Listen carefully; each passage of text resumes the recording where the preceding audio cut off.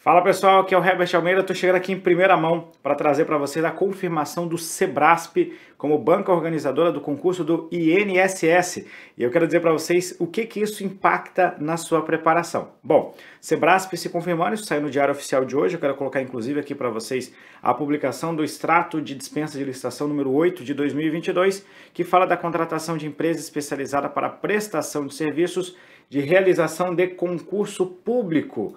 E aí aqui embaixo vem então o Centro Brasileiro de Pesquisa em Avaliação e Seleção e Promoção de Eventos. É o nosso Sebrasp, o antigo CESP, né? Se você não sabe, antes ele era chamado de CESP e aí houve essa alteração da designação, passou a ser designado Sebrasp. Professor, e o que isso vai mudar então na minha preparação daqui para frente? Olha, não muda muita coisa porque o Sebrasp já foi a banca do último concurso, então a gente segue mesmo naquela mesma pegada. Era a banca mais provável, ainda que algumas pessoas estivessem ventilando a possibilidade de ser uma outra banca, talvez até a FGV estava também na briga aí. Mas então confirmou o Sebrasp. O Sebrasp faz muitas vezes aquelas provas de certo e errado. Aqui só pelo extrato da dispensa não dá para a gente ter absoluta certeza, mas digamos assim, 90% das provas do CESP são de certo e errado, então é muito provável que tenhamos esse certo e errado.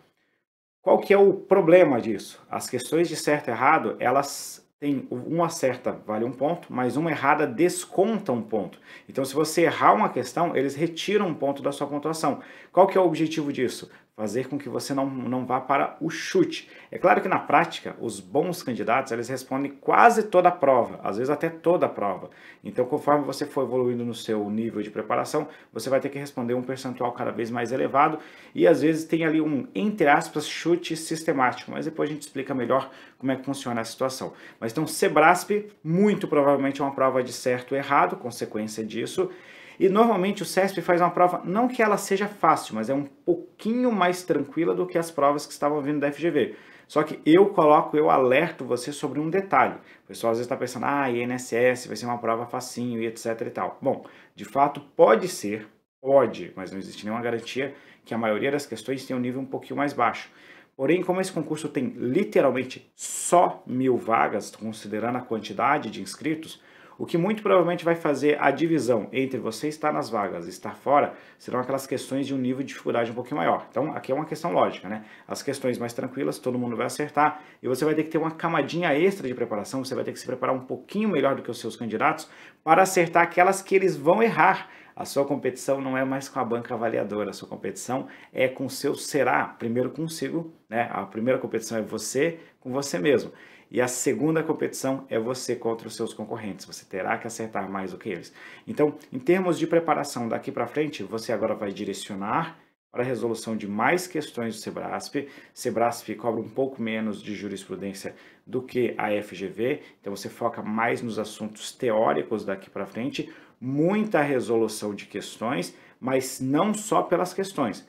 Faça as questões, mas também acrescente um pouquinho de teoria para se preparar para eventuais temas inéditos que possam aparecer na sua prova. Bom, era isso que eu queria trazer para vocês. E aí, professor, quando que deve acontecer essa prova? Bom, o Sebrasp não está com uma agenda tão cheia quanto a FGV. Então, o Sebrasp tem um pouco mais de margem de liberdade para marcar uma prova.